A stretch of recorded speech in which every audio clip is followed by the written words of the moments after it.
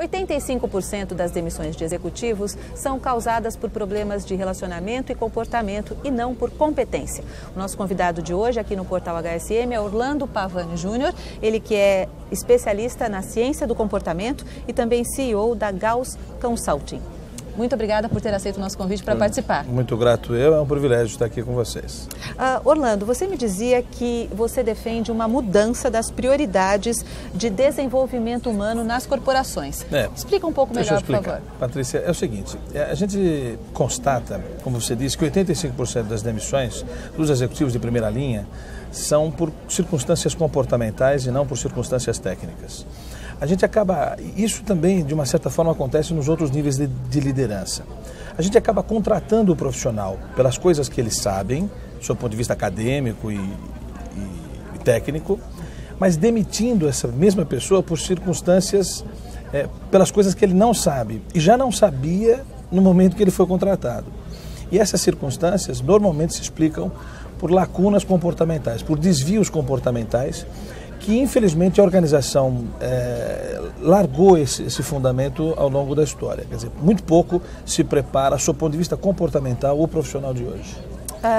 Orlando, quais as tendências que você acredita deveriam ser aplicadas na área de gestão de carreiras em prol do crescimento organizacional? A gente defende, por exemplo, as organizações hoje sabem muito bem como especificar competências. Qual é a formação acadêmica necessária, quais são os requisitos técnicos de cursos específicos, quais são as experiências necessárias. Quer dizer, do ponto de vista técnico, acadêmico, está tudo muito bem mapeadinho. O problema é que esse mapeamento é feito à revelia do conhecimento específico dos processos organizacionais.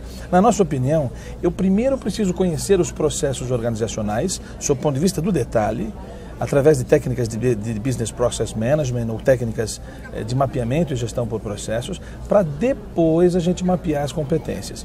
E mapear as competências, não somente as competências técnicas, mas preponderantemente as competências emocionais, que de uma forma ou de outra a organização acaba não sabendo se quer mapear, quer dizer, qual é que é o requisito comportamental necessário, e se souber definir o requisito, não sabe medir se o ocupante ou o pretenso ocupante tem aquela característica ou não.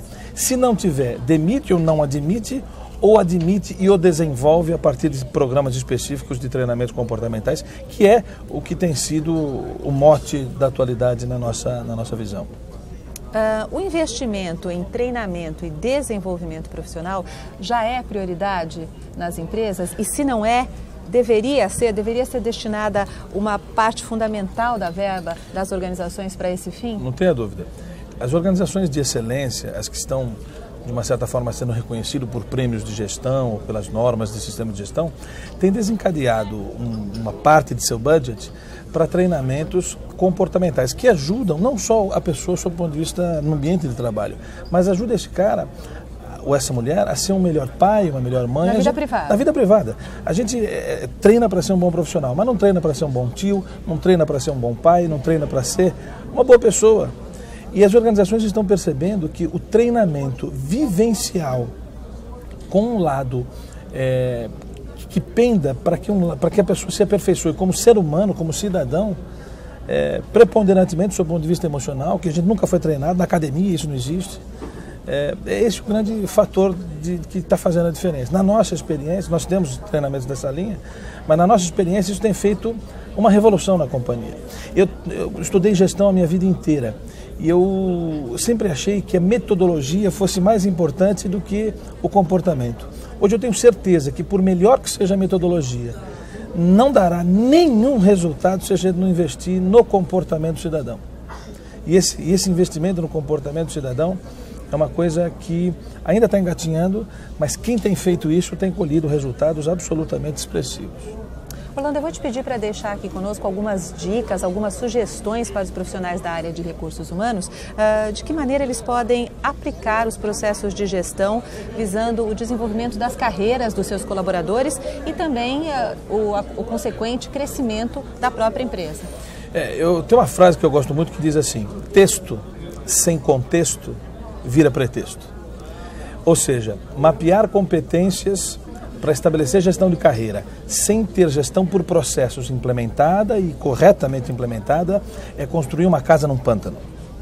não vai dar certo, por mais que possa se dizer que tem gestão de competências ou gestão de carreira. Uma segunda dica é comece a perceber como essa pessoa é com os filhos, com a esposa, com os subordinados, e não só do ponto de vista dos testes e de quanto ele tirou de nota nos bancos acadêmicos. Quanto mais a gente descobrir o que essa pessoa faz com a família, e isso for um trauma, um problema lá, mais ele vai trazer isso para cá. Não dá mais para separar a vida pessoal da vida profissional. Cada vez mais nas mesas dos escritórios existem fotos dos filhos, da esposa. E em casa a gente comenta sobre o trabalho. Portanto, eu preciso parar com essa hipocrisia de falar separa trabalho de pessoal. Não é a mesma coisa. E a gente precisa melhorar a vida da pessoa para que, em aperfeiçoando a vida, ele aperfeiçoe-se como membro de um complexo meio corporativo, organizacional. Eu defendo que enquanto a gente não melhorar o cidadão, nós não vamos melhorar as organizações. Orlando, muito obrigada pela sua participação, pela sua entrevista. Eu é que agradeço a oportunidade. Até logo. Portal HSM, o melhor conteúdo de gestão.